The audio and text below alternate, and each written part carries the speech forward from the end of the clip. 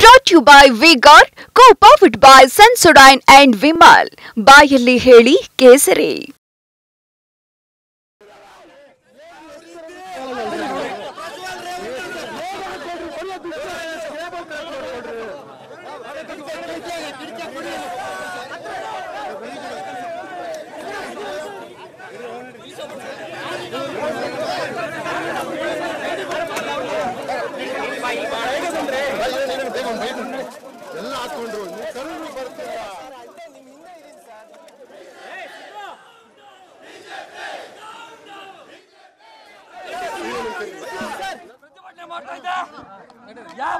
ಯಾವ ಪ್ರಧಾನಿ ಬೇಟಿ ಬಚಾವೋ ಬೇಡಿ ಪಡಾವೋ ಅಂತ ಹೇಳ್ತಾರೆ. ಅದೇ ಪ್ರಧಾನಿ ಒಬ್ಬ ಕಾಮುಕರನ್ನ ಕೆಲಸ ಮಾಡ್ತಾ ಇದೆ. ಯಾವ ರೀತಿ ಜರ್ಮನಿಗೆ ಓಡೋಗೋದಿಕ್ಕೆ ಸಹಾಯ ಮಾಡಿದ್ದಾರೆ ಆ ವಿಚಾರವಾಗಿ ನರೇಂದ್ರ ಮೋದಿ ಅವರು ಉತ್ತರ ಕೊಡಬೇಕು.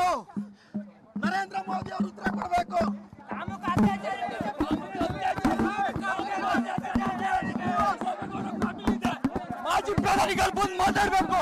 ಮಾಜಿ ಪ್ರಧಾನಿಗಳು ಏನು ರೈತ ಮಹಿಳೆಯರ ಬಗ್ಗೆ ಸಮಾಧಾನ ಮಾತಾಡ್ತಾರೆ. ದೇವೇಗೌಡರು ಬಂದು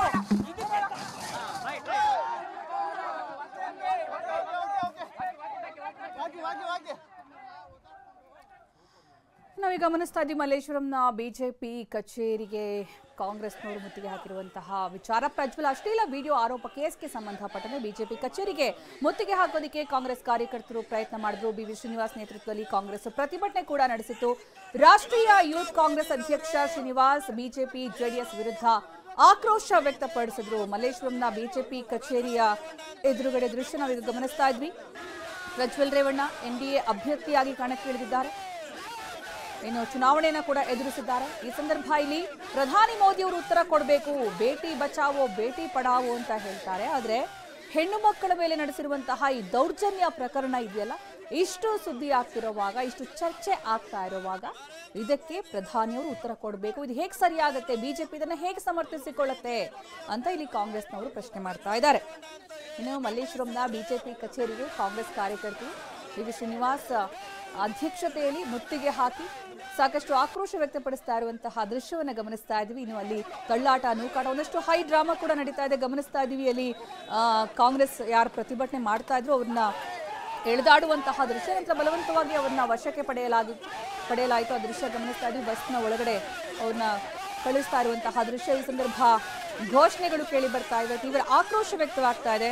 ಪ್ರಜ್ವಲ್ ರೇವಣ್ಣ ಪ್ರಕರಣದಲ್ಲಿ ಬಿಜೆಪಿ ವಿರುದ್ಧ ಕಾಂಗ್ರೆಸ್ ಆಕ್ರೋಶ ವ್ಯಕ್ತಪಡಿಸ್ತಾ ಇರೋದು. ಯಾಕಂದ್ರೆ ಇಲ್ಲಿ ಕಾಂಗ್ರೆಸ್ನ ವಾದ ಏನು ಅಂತಂದ್ರೆ, ಚುನಾವಣೆಗೂ ಮೊದಲೇ ಪ್ರಜ್ವಲ್ ರೇವಣ್ಣ ಯಾವಾಗ ಅಭ್ಯರ್ಥಿ ಅನ್ನುವಂತಹ ಸುದ್ದಿ ಹರಿದಾಡಿತ್ತು, ಆ ಸಂದರ್ಭದಲ್ಲಿ ಸಾಕಷ್ಟು ವಿರೋಧ ವ್ಯಕ್ತವಾಗಿತ್ತು ಸ್ಥಳೀಯವಾಗಿಯೂ ಕೂಡ.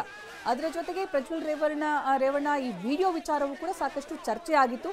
ಇದು ಬಿಜೆಪಿ ಹೈಕಮಾಂಡ್ಗೂ ಗೊತ್ತಿತ್ತು, ಆದ್ರೂ ಕೂಡ ಎನ್ಡಿಎ ಅಭ್ಯರ್ಥಿಯಾಗಿ ಪ್ರಜ್ವಲ್ ರೇವಣ್ಣ ಇಳಿಸಿದ್ದು ಯಾಕೆ ಅನ್ನುವಂಥದ್ದು ಕಾಂಗ್ರೆಸ್ನ ಪ್ರಶ್ನೆ. ಅಂದ್ರೆ ಇಲ್ಲಿ ಈ ದೌರ್ಜನ್ಯವನ್ನ ಬಿಜೆಪಿ ಸಪೋರ್ಟ್ ಮಾಡ್ತಾ ಹಾಗಾದ್ರೆ ಅನ್ನೋದು ಕಾಂಗ್ರೆಸ್ನ ಪ್ರಶ್ನೆ. ಹೀಗಾಗಿ ಇಲ್ಲಿ ಕಾಂಗ್ರೆಸ್ ಇದನ್ನ ಪ್ರತಿಭಟನೆ ತೀವ್ರಗೊಳಿಸ್ತಾ ಇದೆ. ಈ ಒಂದು ಪ್ರಕರಣದಲ್ಲಿ ಎನ್ಡಿಎ ಅಭ್ಯರ್ಥಿ ಆಗಿರುವ ಕಾರಣಕ್ಕಾಗಿ ಬಿಜೆಪಿ ಕೂಡ ಇದಕ್ಕೆ ಸ್ಪಷ್ಟನೆ ಕೊಡಬೇಕು, ಇತ್ತ ಜೆಡಿಎಸ್ ಕೂಡ ಕಠಿಣ ಕ್ರಮ ಕೈಗೊಳ್ಳಬೇಕು.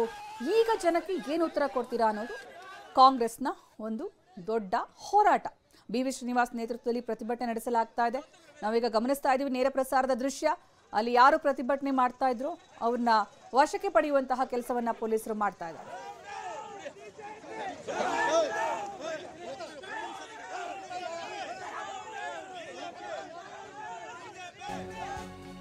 Brought to you by Vigor, co-powered by Sensodyne and Vimal.